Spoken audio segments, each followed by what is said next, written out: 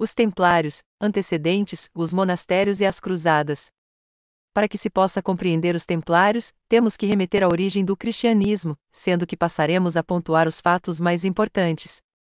O processo de evangelização feita por Paulo de Tarso e por Pedro, semeou os valores da nova religião, e apesar do grande período de resistência e perseguições promovidas pelo poder do Império Romano, com alguns imperadores tolerantes e outros não, pois a nova religião representava uma ameaça. Como já comentado, aos poucos o cristianismo foi se disseminando de tal forma que o Império se converteu, abraçando-o como religião oficial. Depois veio a queda do Império Romano no Ocidente no ano de 476, determinado pelas invasões bárbaras, mas o Império Romano do Oriente continuaria, com sede em Constantinopla, enquanto se iniciava o período medieval. É de destacar que no ano de 520, a criação por Bento, São Bento de Núrcia, do primeiro mosteiro em Monte Cassino, na Itália, o que deu origem à Ordem dos Beneditinos. Outro destaque é Santo Agostinho, importante filósofo que pregava a legitimidade da Guerra Santa, mesmo antes de existir a Jihad, que é a Guerra Santa muçulmana. Esse universo monástico foi logo disseminado pela Europa, pois o mundo ocidental estava mergulhado no caos da ignorância.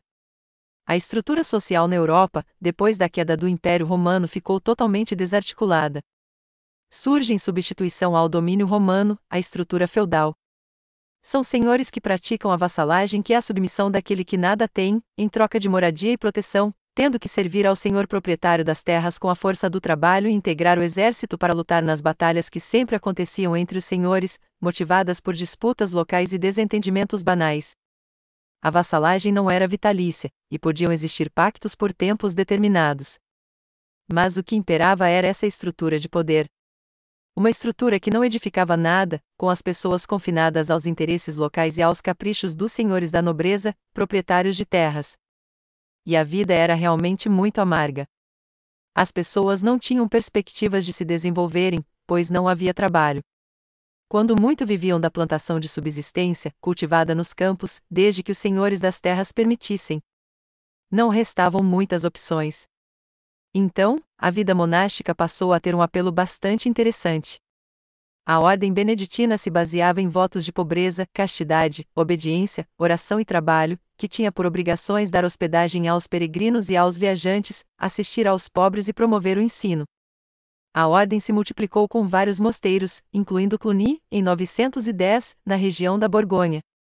De Cluny saiu uma dissidência, onde se fundam outros 2 mosteiros por volta do ano de 1098 da chamada Ordem Cisterciense. Essa ordem não existe mais, restando reminiscências como os trapistas. Nessa época destacaram o abade de Cito, um saxão, de nome Estevão Ardin, e em Clairvaux, Bernardo, que vem a ser o São Bernardo de Clairvaux ou Claraval. Os 2 vão ter um papel preponderante na história dos Templários. Já comentei sobre a ocupação da Ibéria pelos árabes em 711 e a consequente tentativa da ocupação da França pelos mesmos, fomentando assim um sentimento de oposição contra os invasores que foi aumentando ao longo dos períodos posteriores, de forma a criar um clima propício à instauração de uma guerra santa, que foi conhecida por Cruzadas. A proclamação das Cruzadas. Os muçulmanos de origem turca, a partir de 1070 passaram a investir contra o Império Romano Oriental, fazendo com que o imperador Aleixo recorresse ao Papa Urbano II e aos cristãos católicos do Ocidente em busca de ajuda, embora já tivesse ocorrido em 1054 o cisma da Igreja Católica, pois por questões teológicas entre o patriarca de Constantinopla Miguel Cerulário e o Papa Leão IX, determinou-se a separação da Igreja entre os católicos e ortodoxos.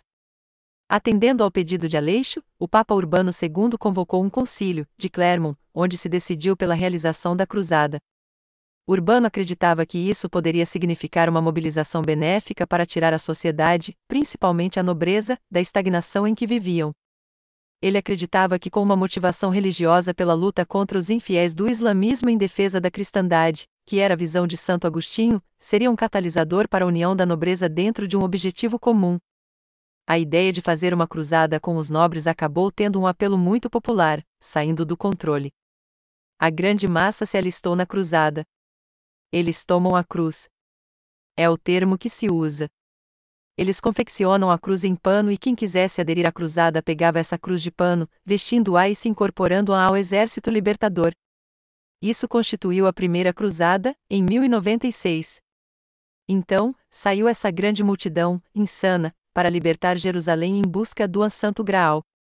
Eles não fazem muita distinção entre raças, pois nunca tinham visto um muçulmano. Nesta marcha eles cometeram absurdos, saqueando e matando na Renânia uma comunidade inteira de judeus.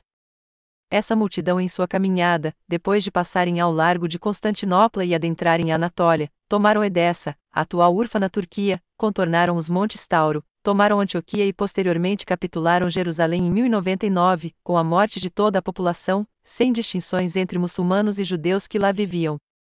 Foram poupados somente os cristãos residentes, os quais foram evacuados antes da carnificina. Assim, sob a terra arrasada, andando literalmente em poças de sangue pelos tornozelos, nomearam o primeiro rei latino, francês, de Jerusalém, Balduíno I.